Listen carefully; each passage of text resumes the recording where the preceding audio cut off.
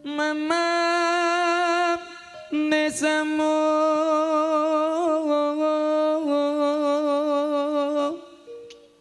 rasane tamu. Piye lek rasane piye? Wong ora patur ning cangkeme jos. Kok dialem dhewe lho, Mas. Aja mbok alem dhewe. Ayangku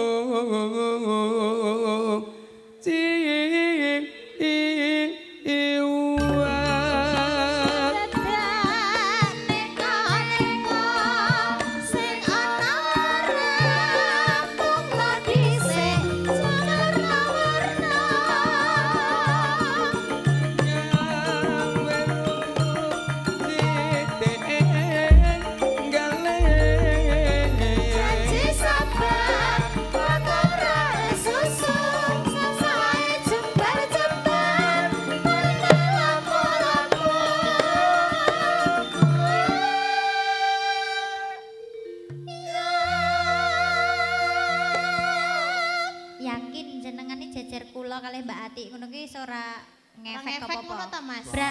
Lah kok tak takok, lah apa bojomu ki ning omah ki luweh kaya luweh ayu apa piye? Nak luweh tetep luweh, Dik. Ya mung luweh ireng ngono lho. Ning yo men ngomong disyukuri. Mergo aku ora milih sing putih, milih sing ireng ki sing gelem diakali, ngono lho. Ya lah nek kaya kowe Mas seneng ngakali bojo. Yo ning ora ta, tenang. Mas. Mbak, Nggih. aku anggere petok karo iki mergo aku gawe ning ngaji to. Aku setiap bertemu dengan kamu aku tenang langsung. Aku berdoa. Berdoa piye? Allahumma barik lana fi ma razaqtana. Piye apa ki donga apa? Lah kowe doa arep makan ki, Mas. Lah aku ya pengen mangan kowe, Dik. Kuwi doa arep mangan ki mangan bangsane panganan ora kok menungso pangan. Jare ra masuk mau, Mas. Kene iki cilik ya normal ya. Yo lah, lho. Iki Jan, gelange lah, yo lah nganggo ali-ali barang saiki. Ali nggo gelang. Lah iki kok gelange kok Menika rada warisan para tamu saking suhu kula. Wis. Iki nak tak watek tembus tembok, tembus bathok. Set ketok kabeh. Lah. Lho, kok terus ngamanke kono? Piye ngopo? satu kata. Apa? Ijo. Oh kuwi sing ali-ali tembus pandang. Aja kaya mengkono dasare. Kamangka aku nganggo ijo tenan lho. Kok ya pas ya. Ayo diteruske. Mun sak pambagyo. Ndak seneni. Ayo, Nek Mbak Ati, Mbak Ati ora tak trondro. Wah, serojar aja. Ayo diteruske. jopingmu kuwi. Iki lho, rangkepane jarik iki lho le ijo. Kowe iki darakmu apa? Ayo kok ngenteni Piye, Mas? Sasmita saka Lek Sarno. Nggih. Menika Lek Sarno menika kanca kula meken sapi para tamu. Kadang kula dados kowe tenang nak srawung aku srawung Lek Sarno. Lah pundi? Engko nak wis rapayu nyanyi Nggih. dol nang pasar sapi. Kapak kok didol iki lho. Aja ngono to, Mas. Kaya Nek sapi ya. Ibarate ya, Mas. Iya. Nek panjenengan iki lak mesti nggon persapian lak ya wis turah Heeh, hafal. heeh. Upamane kaya aku ngono kuwi sapi jenis apa, Mas? Jawa encik, Kok Jawa sih? Piye kowe? manaan. Oh, manaan. Saya meneh nak sapine lanang kaya aku. Polahe megahke kae. Sapi ki. Upama wis polah tenan kowe satu kata. Piye? Mas Budi polahmu kok wong edan. Wah, berarti umpamane sapi lanang, sapi wedok diwar dadi ngene ning kandang ngono bundas kabeh lho. Sapine kok ngono. Ambiar. Ayo diteruske nggo ndak selak pambagyo.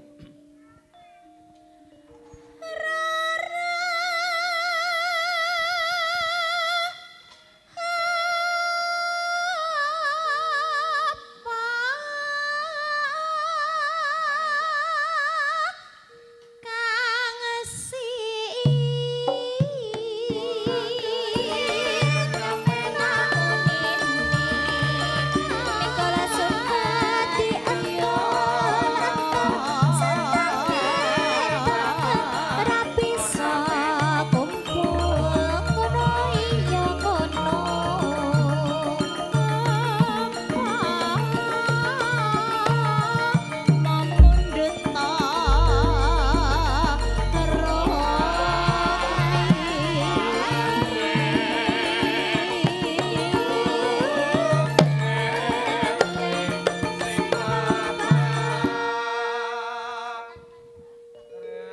menika saderengipun atur pambagyo nyuwun udasing Saptampis foto pangeston saking Kadang Pangombyong Putra Pinanganten saking Ladang Brebes.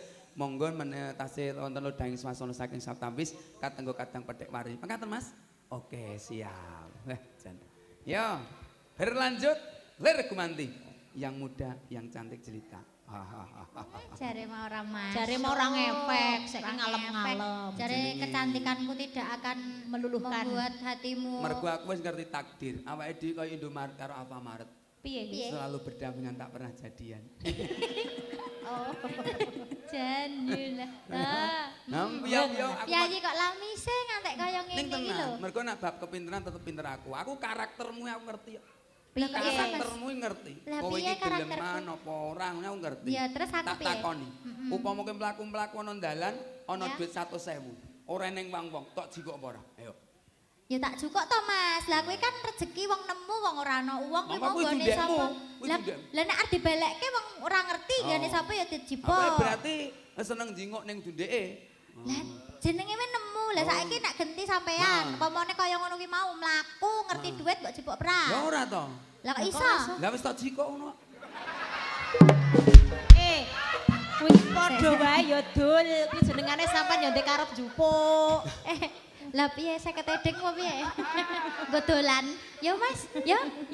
Aja. Oh alah. Lah wong kowe iki mung tak karaktermu tak ketok kok. Ayo, diteruske. 5 menit lagi pambagya. Foto bersama langkung rumiyin. Amargi Nggih. ngantenipun selajeng foto Keluarga kalih kula. besan nggih. Nggih, Mantene sing foto kalih jenengan. Nggih. Sing ngakon ki sapa? kowe iki iso meneng ora? Gen ketok nacak patut ngono. Kok gen ketok nak cah patut ya nek diajak didhawuhi foto ya kek maju wong ora ana wong ngajak arep foto. Oh ngono, mergo aku pinter. Kowe ya kalah pinter aku. Piye? Tak takoni, iso njawab 200.000. Iya tenan. Apa Aku Mas? duwe salak 10. Salak 10. Dijaluk yogaku 3. Ijek pira? Toto wong 10 jebuk 3 ki lak ya 7. Ya ora iso. Ngono ya pinter ta? Ya tetep 10. Loh. Lah wong dijaluk aku ora entuk. Gak aku. Kowe iki ya mau ki dijelaske Lah nang nek ngarep. mesti wong nembung jaluk dientuk, Heeh. aku njaluk ndekmu. Wong salak ngono. Kakek mayar men kaya Aku njaluk awake ndekmu. iki kaya awake iki wong tenan-tenan ya Bu, jaga kesehatan, jaga diri. Lho ning omah ki ya ora wegah olahraga ya Olahraga dilakoni ben iso apa ya jenenge iki awake iki tetep terjaga ngono lho Mas. Para tamu Ben jan sehat. Ngertos ngeten iki gumelaring Mbak Elida. Ning nek enten griya, mbeto street. Jan. Lah senam, lah nek Senam senam yang nggo apa ya setrit, ora toh? gelungan. Tak ketok gambaripun. Gambar apa, iki lho. Mas? Gambar apa? Gambar apa? Aja kaya mengkono. Gambar kucing. Kucing. Kucing, nang ngendi sih? Ngendi Mas? Gambare kucing sing Gak kayak ngendi? gitu. Sak pambagyo aku nak seneni aku nggo. Kowe iki. Wah. Ayo Sepinten. dirampungke. Menawi sampun sasmita badhe kepareng atur panuwun. Nah. Taratamtu tak Malam minggu terus pancen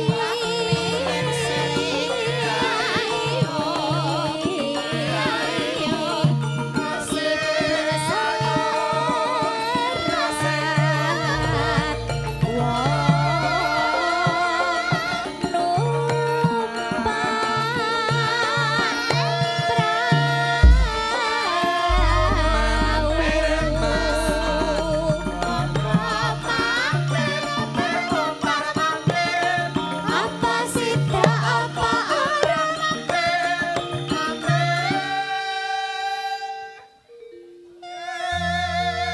Mbak Elida Mbati. Nggih. Senajan to menika dereng purna ing karya, menika sinom paripaksa keparing kapunggal sang Saptampis.